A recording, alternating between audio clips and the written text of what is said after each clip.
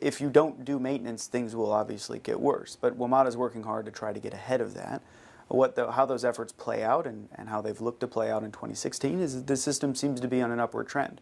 But what happens later in the year is hard to say. Do things seem worse now because for so many years the system seemingly ran without these sorts of issues? Yeah, I think that's a big part of it. Right now, the system has been having fires or derailments, something that has plagued systems across the country for many years.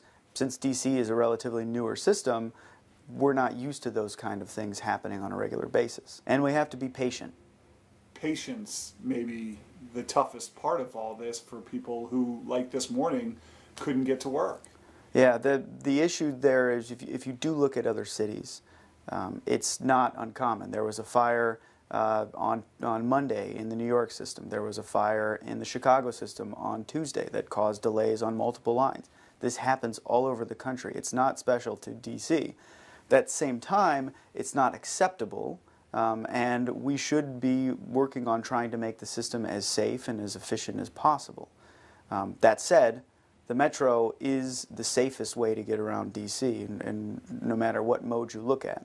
But it's also not necessarily WMATA's fault. Sometimes a stray newspaper gets on the tracks and that causes a fire, and sometimes it's an issue that they've neglected. It's hard to say what's exactly causing certain instances, but we need to be aware that these things do happen.